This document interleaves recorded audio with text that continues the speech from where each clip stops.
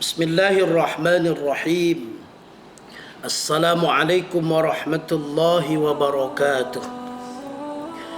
Innal hamdalillah wassalatu wassalamu ala Rasulillah Muhammad ibn Abdullah wa ala alihi wa ashabihi wa mawalah. La haula wa la quwwata illa billah. Bersyukur kita kepada Allah dengan mengucap alhamdulillahi rabbil alamin.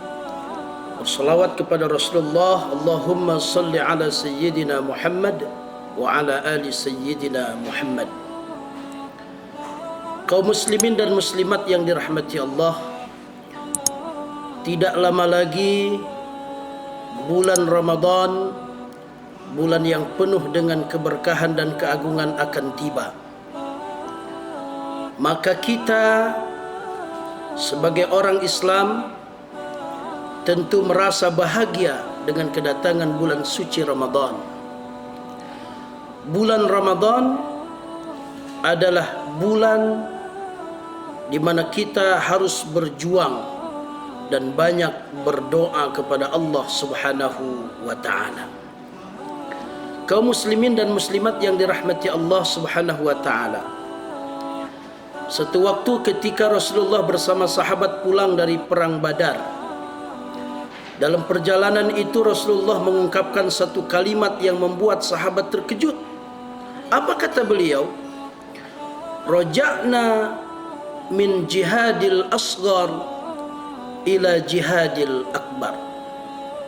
Sahabat-sahabat sekalian, kita ini baru saja pulang dari perjuangan dan peperangan yang kecil menuju perjuangan dan peperangan yang besar. Maka spontan para sahabat kaget, lalu di antara sahabat ada yang bertanya, "Ya Rasulullah, adakah lagi peperangan dan perjuangan yang lebih dahsyat dan lebih besar dari peperangan Badar ini?" Maka dijawab oleh Rasulullah sallallahu alaihi wasallam, "Ya, ada. Jihadul akbar huwa jihadun nafs." Peperangan dan perjuangan besar adalah berperang melawan hawa nafsu. Kaum muslimin dan muslimat yang dirahmati Allah Subhanahu wa taala, sebagaimana kita maklum bahwa Ramadan adalah salah satu bulan yang diciptakan oleh Allah Subhanahu wa taala, di mana pada bulan itu diwajibkan kepada umat Islam, orang-orang yang beriman secara khusus, untuk menjalankan ibadah saum.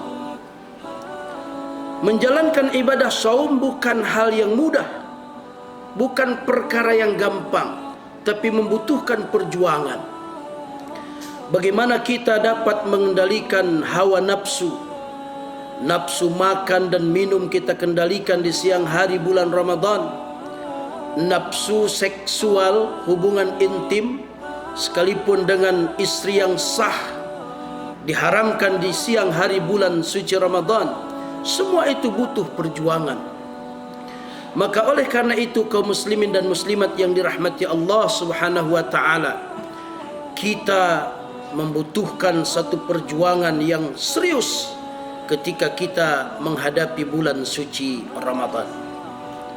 Marilah kita manfaatkan betul kehadiran bulan Ramadan ini untuk mengendalikan hawa nafsu kita, untuk mengerem nafsu-nafsu kita, untuk mengendalikan apapun yang kita inginkan selama ini yang kadang-kadang tidak terkontrol sesuai dengan kehendak Allah Subhanahu wa taala. Karena dengan mengendalikan hawa nafsu, insya-Allah kita akan menjadi orang-orang yang bertakwa, sebagaimana harapan ketika Allah mengajak kita melaksanakan ibadah saum. Tujuannya adalah menjadikan kita menjadi orang-orang yang la'allakum tattaqun. Lalu yang kedua, sidang jamaah yang dirahmati Allah, bulan Ramadan adalah bulan untuk kita banyak-banyak berdoa.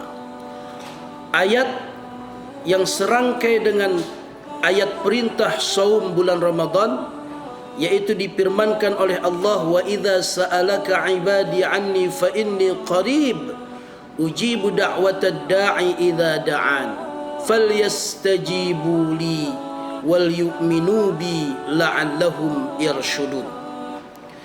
Maka apabila mereka bertanya kepadamu Muhammad tentang aku, katakan bahwa aku ini dekat. Dan apabila mereka meminta, berdoa kepadaku, aku akan kabulkan permintaannya. Maka bulan suci Ramadan adalah kesempatan kita untuk banyak bermohon, berdoa, meminta kepada Allah. Saat ini kita sedang dalam mengalami musibah besar, di mana virus corona merajalela, menjadi satu penyakit yang pandemik menyeluruh dunia, ke seluruh dunia. Maka tidak ada jalan lain selain kita usaha dengan berbagai macam cara menurut kesehatan, sebagaimana dianjurkan oleh pemimpin-pemimpin kita. Salah satu perjuangan kita juga dengan doa. Ad-du'a silahul mu'minin. Doa adalah senjatanya orang-orang yang beriman.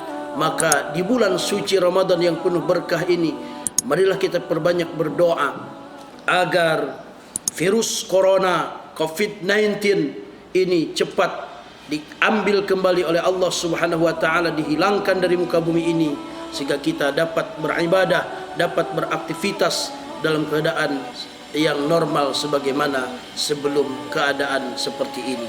Barangkali inilah yang dapat kami sampaikan, mudah-mudahan bermanfaat. Billahi taufik wal hidayah. Wassalamualaikum warahmatullahi wabarakatuh.